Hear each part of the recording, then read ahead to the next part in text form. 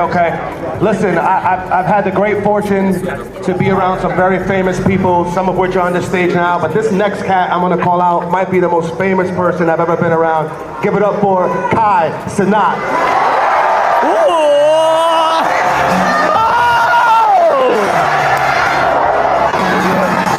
Oh shit, I have a big impact on the world, on people. Well, when we were kids, obviously, I had 3 older sisters that were probably my biggest sporting inspirations, and they were all great athletes, but I saw what they did for our family. And for me to be at the ball fields my entire life, growing up and going to women's softball games and women's soccer games, and I was like, that was my entire life. So it was early age for all of us, and then the fact that we got to move on to a professional level, and then to have my kids, you know, be a part of all these incredible moments that I had, but then to experience it with you guys, I mean, look at what sports is doing for us right now. We're coming from all over the world. You guys are fans of lots of different teams, but we're all in this room together to share like a really unique moment. This is a unique moment in my life. You don't see many of these rooms full of people with this much excitement. So it's an amazing impact, not personally from the inside out, but also from the outside in. And I think the important part is for us always to, you know, hold sports at a high standard, and always, you know, as athletes, I always felt it was a responsibility to show up every day and give you guys everything I had. And I know Braun does that. I'm sure Victor's doing that, because you guys are the reasons why we show up every day and play our ass off.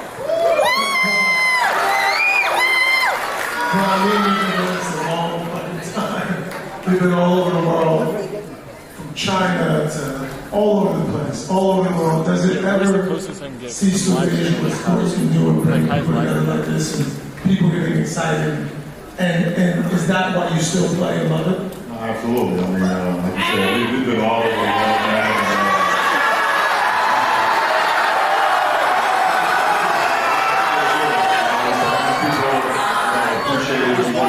I fell in love with the band because what it did to me and my friends, and what it brought us together. It kept us out of the street, it kept us away from home, so to be able to take it into that love and continue to inspire you guys, and continue to inspire people all over the world, it's the most ultimate thing I could ever do, and I'm always forever and always forever grateful. Okay, wait guys, we all want to know this answer. I don't even, people ask me this question all the time, and I say, I don't know. How much longer, bro?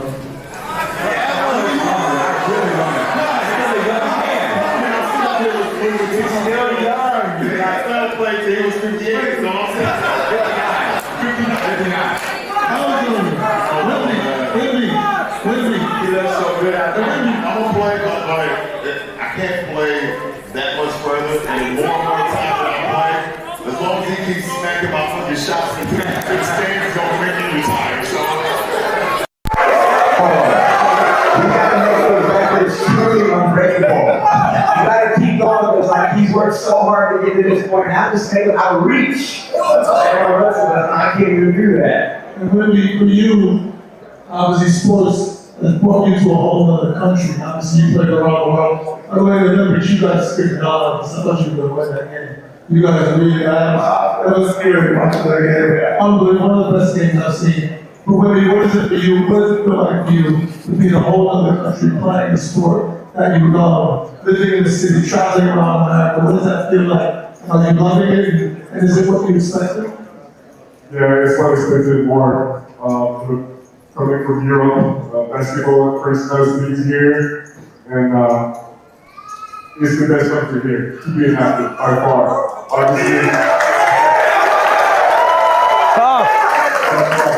Obviously, it's hard to do with the family, and my life is different from the all the tough American prospects. Hey, I mean, I got this life. I mean, I'm so happy, and I know it's a sacrifice to be away from the family. Hey Kai, I'm a little offended. They're up here talking about greatness. No one's asked you or me anything about that. I was just with Kai. This is gonna sound really crazy. We were together 2 days ago in Cannes, and we were doing something together. He came to the back and he was like talking to me. School's first time we met. Yeah, I ain't gonna lie. Maverick, forget all that. I'm a LeBron James! I'm in LeBron! Hey, hold on. I tried to hold it in, chat. I tried to hold it in, but hey, I'm not about to act like I'm not next to Tom Brady, LeBron James, Maverick, and Wemby. Yo, I ain't gonna lie. I don't even know how I'm here right. I don't even know what's going on right now. It's like, yo, make some noise, y'all. No cat. Woo. Oh, yeah, hold on. So, y'all know I'm from New York. Yo, yeah.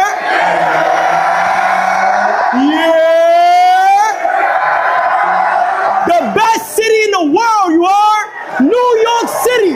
The Bronx in the building. Brooklyn in the building. Queens in the building. Staten Island in the building. Manhattan in the building. Woo! Hey, Kyle, I want to ask you, you're the biggest streamer in the world. You've had everyone run, you've basically on the stream. You've had a bunch of people stream. I think I know the answer to this. Does this get old to you? Do you pinch yourself that you're on stage with some of the greatest to ever do it? Hell no.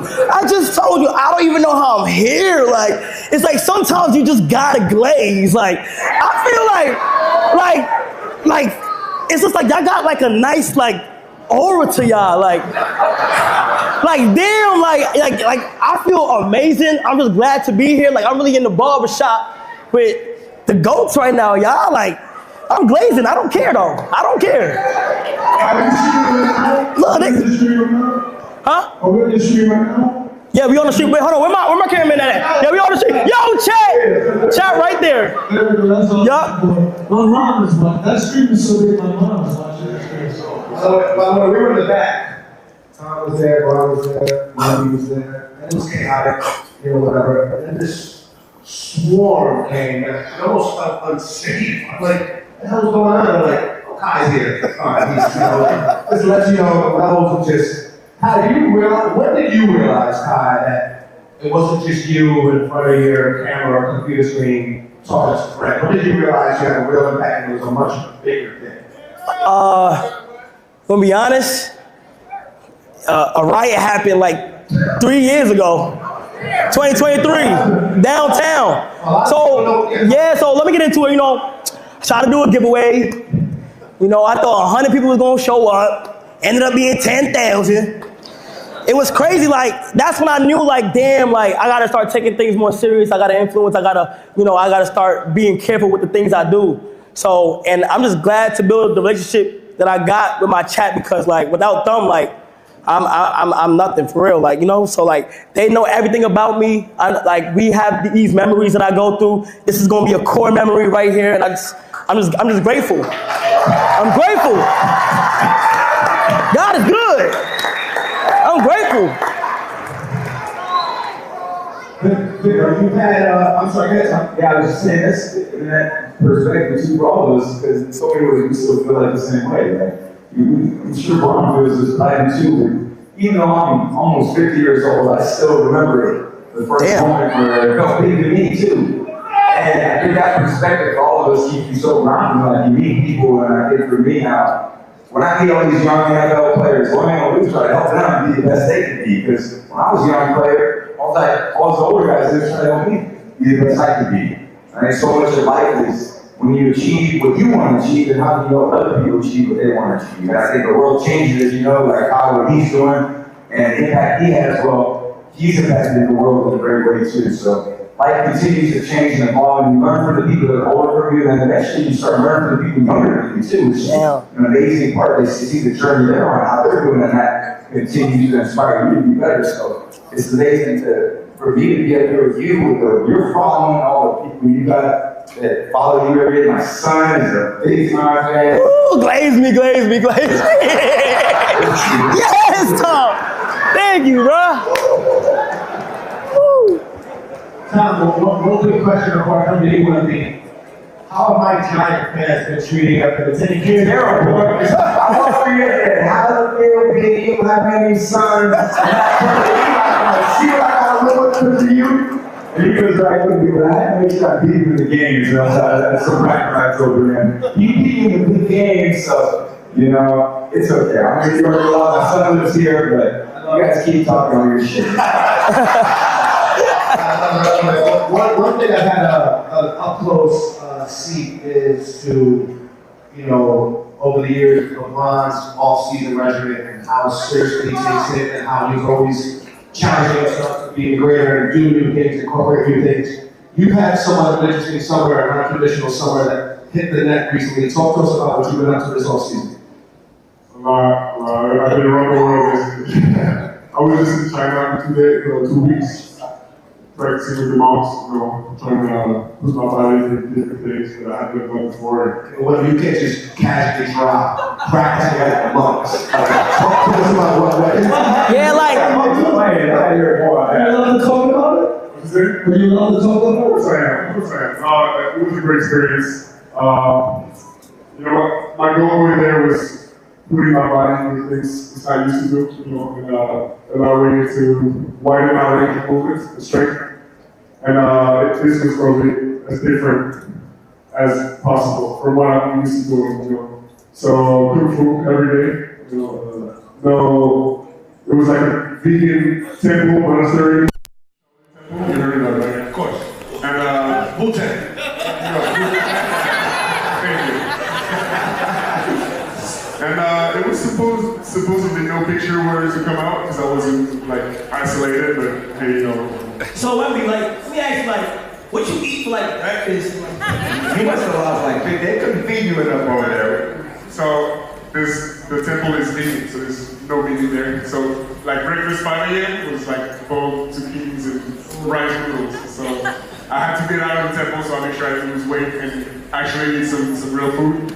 But it was tough. It was an experience. Anything to get smaller, It might work for you, but not for me. Hey, welcome to the shop. You're not ready to shave those dreads. Oh yeah, you're not dedicated like that. Everybody has to shave their hair off, right? Yes, it's the first thing we did literally, and it's about Buddhism and I'm pretty sure I'm Buddhist now. I mean, they made me say something in Chinese. I'm not sure what it was. It was definitely worth it. I want to sign anything, did you? I want to ask a follow-up to both Tom and LeBron. We know about your greatness. We know about championships, Super Bowls. You guys are at the top. You're on anyone's Mount Rushmore. How important? You're on their Mount Rushmore, for sure. How important a role did off-season play in your careers, your off-seasons? I think the off-season builds towards those championships. It builds to the accomplishments that you want to have throughout the course of the season. I never want to put myself in a position where I came into a season unprepared. I've always used the off-season to critique my game more than anybody.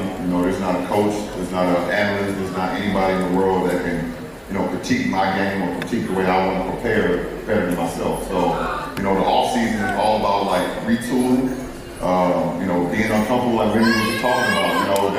That was the most uncomfortable state you've ever been in, and that's good, that's great for you, being comfortable, being uncomfortable. So, the off-season when I've won the 4 championships and I've had, memorable seasons, whatever the case may be, and even when I've lost in championships, that doesn't mean that I wasn't prepared.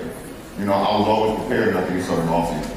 Let me know what you think, but off-season for me is when you separate from the others, when all the work is unnoticed, it's your chance to do things the work others don't put in. Exactly. Yeah, I think when you're during the season, obviously you're around your guys. You guys are building towards one common goal, and that's to ultimately host the Lombardi Trophy or the Larry O'Brien Trophy. That is the goal. But the off seasons where you get an opportunity to actually do more, looking at yourself in the mirror and seeing ways that you can be better.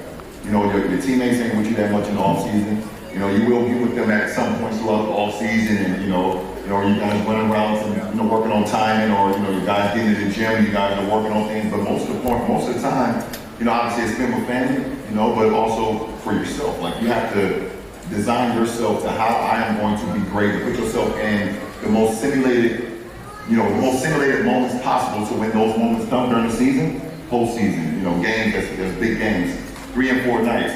These guys play on Sunday and then have to play again on a Thursday. you know, that type of shit that you have to be able to prepare yourself in the off season for those moments. Yeah, I think it's so interesting for for a long time. I ended up playing 23 seasons, but when I was in college too, like, it was different than LeBron. I think LeBron in a lot of ways had a lot tougher path, you know, for me, because there was always such high expectations for you all the time. You know, it's just high school, and I always admired that he held himself to such a high standard, because the standard was already so high. There was a lot of times in my career, people didn't expect much of me. So I had to kind of fight a different way. And what I realized for me was, I had that off season. For me, I made it almost feel like it was, when I was at Michigan, for example, I'm in the off season, I made it feel like I was playing Ohio State. I really did. I had to train that way. And then when I got to the pros, like, in the off season, I would go through workouts with my receivers, and we made sure the ball didn't hit the ground. So if I was throwing passes to Randy or Julian or Wes or Gronk or whoever it was, if the ball hit the ground, we had a problem. And there was almost a level of intensity, because the only way to deal with the stress in the moment, I can imagine, being at the free throw line, make 2 free throws to win the game or send it to overtime. And for a quarterback, it's always like that 2-minute drill.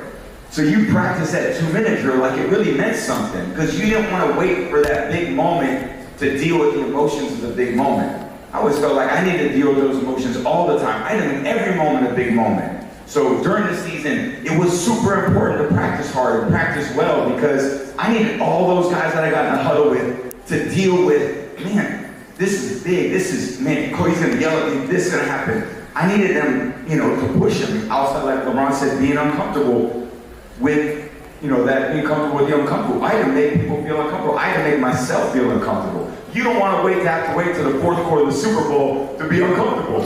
That's the moment you need to be comfortable. So if you can put yourself in that moment, like, kind of in a way, predating that, then you gave yourself a huge advantage. I think when I got in those big moments, I felt comfortable, because all season long, it was always about, when we get there, we can't fail. All right, this motherfucker ready to pull the helmet again.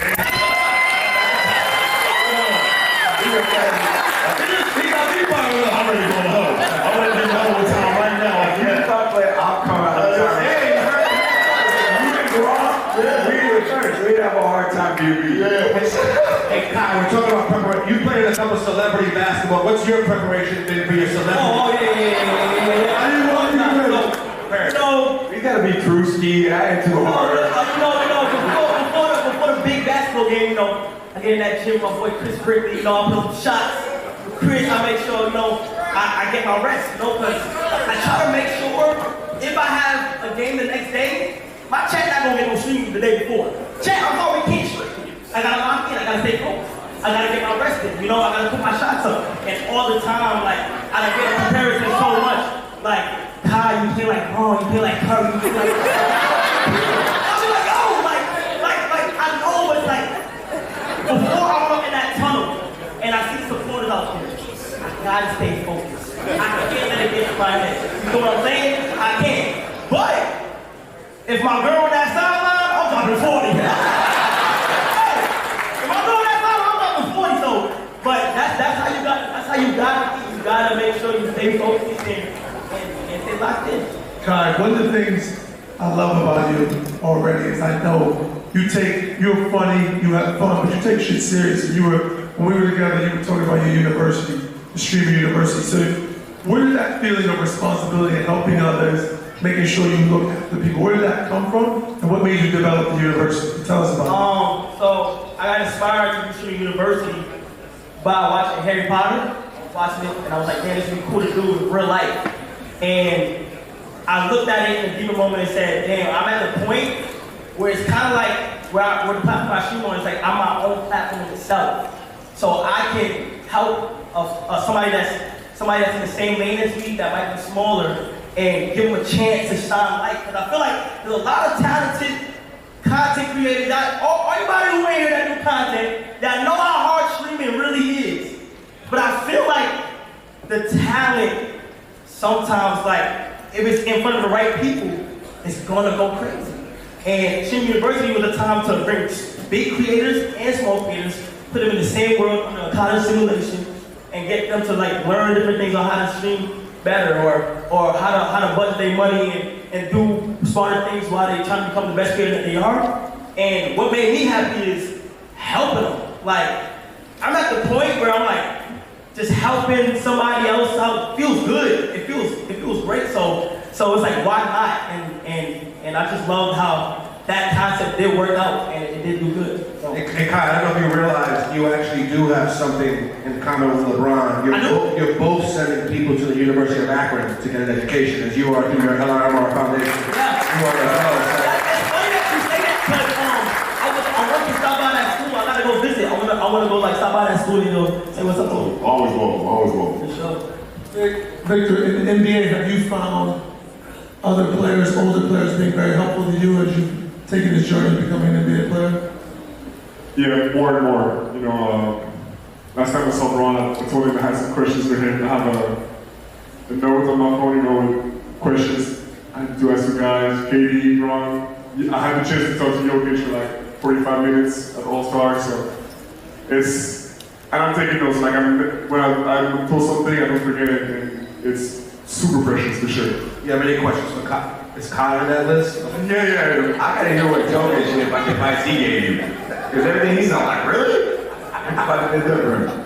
Let me see that notebook. I want to see that. Exactly. Tom, you still get calls from quarterbacks in the league now? You still help out? Yeah, all the time. Coaches, owners, general managers, quarterbacks, receivers. So I feel like I have a great relationship with everybody. And again, it's like, how do we keep elevating sport? And you obviously feel that way about basketball, and you're trying to help streamers. And you know, I want to continue to see football get better and better. And I think good thing about being on TV, I get to broadcast the games on Sunday, is like, I get a great voice when I don't see it being done the right way. You know, and a guy's not playing the right way, and coaches not calling the right things. And it's a fun thing to be able to do, because I think we all want to see everything continue to get better and deliver the product of football, the games getting better, the better decision making, and guys playing longer, less injuries. And I just think if you can do that, it'll continue to get better and better. I love that.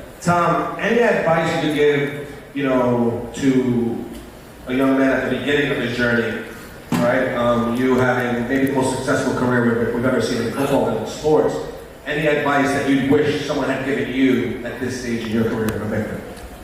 I feel like I'm, pretty bad at like advice, because everyone's going to find their own path, and in the end, I did what I felt was right for me.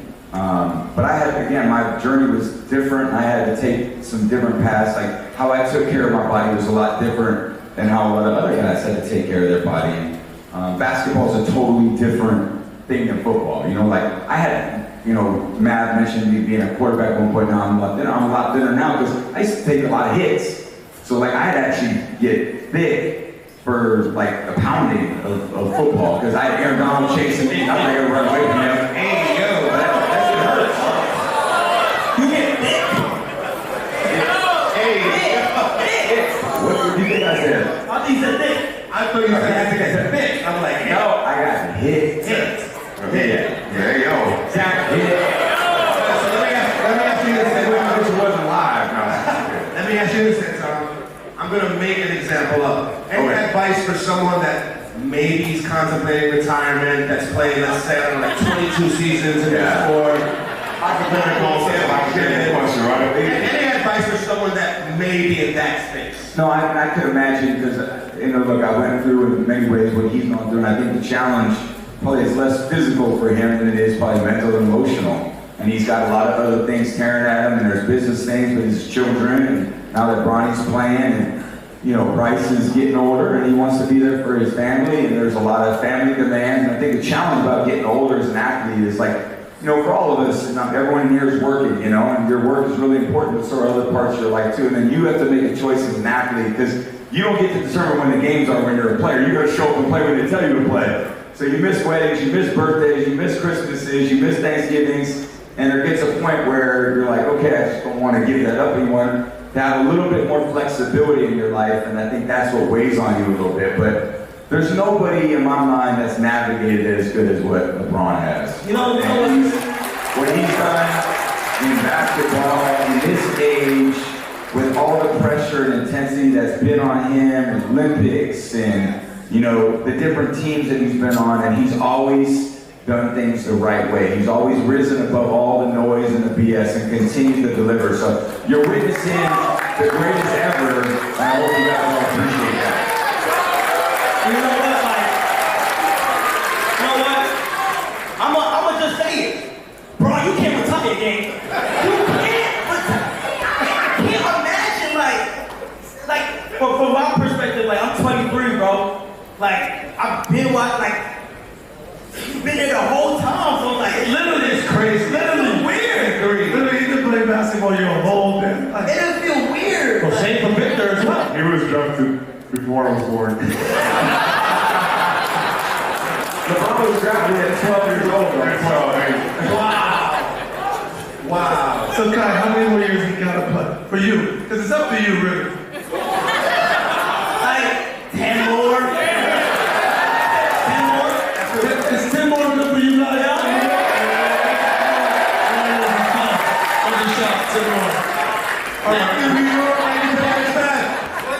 Will you stretch it out now for 10 more? We're out here. Thank you guys. No, appreciate y'all.